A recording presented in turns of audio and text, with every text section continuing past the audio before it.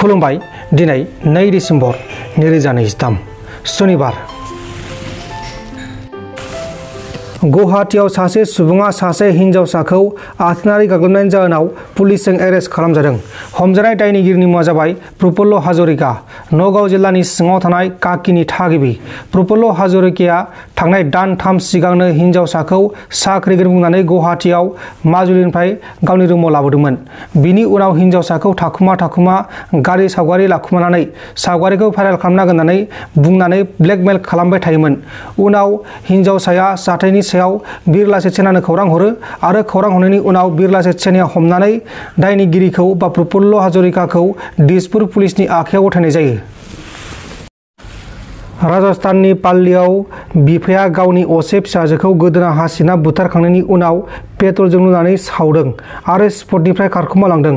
जाथायखौ खालामग्रा दायनिगिरि बिफानि मुङा जाबाय शिवलाल मेघवाल आरो बुथारजानाय फिसाजोनि मुङा जाबाय निरमा 32 बोसोर बैसोनि। शिवलाला निरमाखौ रावबो गैयै जायगायाव लांनानै बे जाथायखौ खालामनानै खारखोमालांदों। दा बे जाथायाव लोब्बा थानाय दायनिगिरि बिफा शिवलालखौ पुलिसा नागिरगासिनो दङ। कक्राझारनि बिधानपाल्लीआव थांनाय साननै सिगां तपन चक्रवर्तीखौ बुथारनानै तपन चक्रवर्तीनि बिसि मधुमिता चक्रवर्तीखौ गोबौआचारजों दानख्लाबनानै गोब्राब जखम खालामग्रा दायनिगिरिखौ वेस्ट बेंगलनि कचबिहारनिफ्राय पुलिसा एरेस्ट खालामबाय। हमजानाय दायनिगिरिनि मुङा जाबाय शम्भु काहार। दा बे जाथायनि सायाव आसाम पुलिसा नायबिजिरगासिनो दङ। उत्तर प्रदेशनि वाराणसीआव सानै बिब' आरो बिनानावा थांनाय 2022 मायथाइनि 8 डिसेम्बरावनो थैनाय बिमानि गोथै सहखौ न' सिङाव दोनबोगासिनो दंमोन। थैनाय बिमानि नेमखान्थिखौ खालामनो थाखाय रां रुफा गैयैनि जाहोनाव आरो जाथायखौ रावनोबो खोन्थायाबालासिनो बिब' आरो बिनानावा धुप सावनानै दोनबोगासिनो दंमोन। उनाव 1 बोसोरनि उनावसो गासैबो जाथाया सोराङाव फैना पुलिसा गोथै सहखौ बोखांनानै जाथायनि सायाव नायबिजिरनाय जादों। बिमानि गोथै सहजों 1 बोसोर थाफानाय बिब' आरो बिनानावनि मुङा जाबाय पल्लवी त्रिपाठी 27 बोसोर बैसोनि आरो बैशिव त्रिपाठी 17 बोसोर बैसोनि। बिसोरहा बिफाबो दंमोन, नाथाय बिफाया थांनाय 2 बोसोर सिगांनिफ्रायनो न'आव गैयामोन, न'निफ्राय ओंखारलांदोंमोन। बिसिया थैनायनि उनावबो बिफाया न'आव फैयाखैमोन होननानै मिथिनो मोननाय जादों। थैनाय बिमानि मुङा जाबाय उषा देवी 52 बोसोर बैसोनि।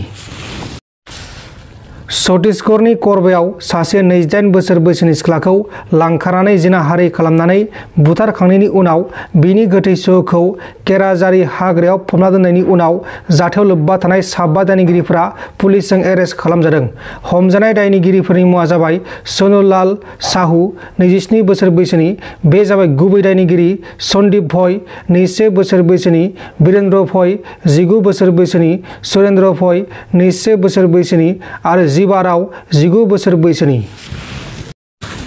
उत्तर प्रदेशनि माथुरायाव गंसे टेम्पु गारिजों हिन्जाव गोदानखौ उमरियानिफ्राय न' फारसे हौवा गोदान न' फारसे लांबाय थानाय समाव गंसे ट्राकजों हरखाब सौदावनानै जाब्रबथाय जानानै 4 सुबुङा जिउ गोमादों आरो गुबुन 4 सुबुङा गोब्राब जखम जादों।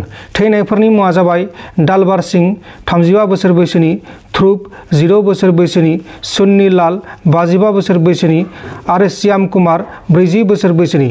जाथायनि उनाव दायनिगिरि ट्राक ड्राइभारा स्पटनिफ्राय खारखोमालांदों। रामप्रसाद नार्जारी आरो सन्जय बसुमतारीनि नखराव खुसिनि सोरां। उत्तराखन्ड रायजोनि उत्तरकाशीआव हाजो जावफ्लांनाय राजा लामा बानायनाय समाव टानेला बायग्रबनानै थाबथाना थानाय रामफलबिलनि थागिबि रामप्रसाद नार्जारी आरो सन्जय बसुमतारी मोना मैयाहाय सफैदों आरो बेखौ लानानै बिथांमोननि नखरनि मानसिफोरा गोबां जाग्रा मुवा बेसाद जेरै दाउ, अमा बायदि बायदि जाग्रा मुवा बेसाद, बर'नि जाग्रा बेसाद बेफोरखौ थाग थियारि खालामनानै दोननाय जादों।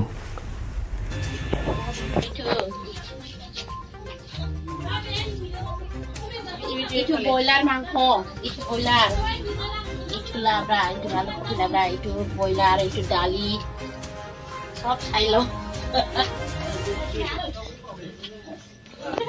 कोई है तो भाई ऐसे लोरा भाई हो सिस्टर सन्जय सिस्टर आपने सिस्टर सन्जय सिस्टर अपने दादा माते ना কি বনাইছে কিবা দাদা সঞ্জয় বহুত দিন পৰা আজি আহি আছে গুৱাহাটীৰ পৰা আহি আছে গাড়ীত আছে।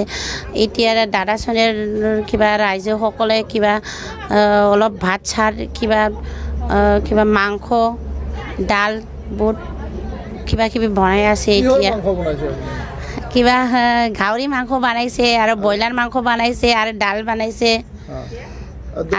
আপুনি কি দুপৰীয়াৰ পৰা যা যোগাৰ কৰি আছে নেকি?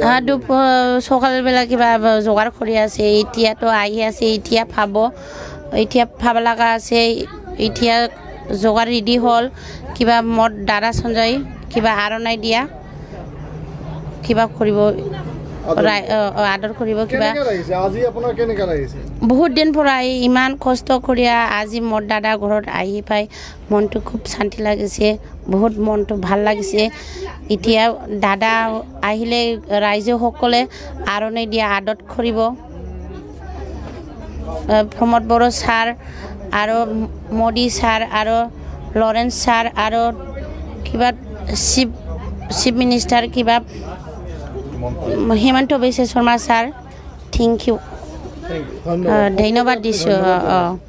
কিবা মোৰ কিবা ডাঙৰ দাদাটো যে লক্ষিত বসুমতাৰীটো ঘৰত অলপ কিবা প্ৰব্লেম হ'ল, ইয়াৰ কাৰণে ৰাইজসকলে প্ৰমোদ বড়ো ছাৰ আৰু ৰবিৰাম ছাৰ আৰু মোদী ছাৰ ইয়াত অলপ आदत खुले और भला नोंथांमोन दिननि खौरांफोरा बेखिनिल'मोन। बेखिनिसिम नायनायनि थाखाय नोंथांमोननिसिम रोजा रोजा साबायखर। गोजोन्थों। एसेनोसै। जय बर' हारिनि।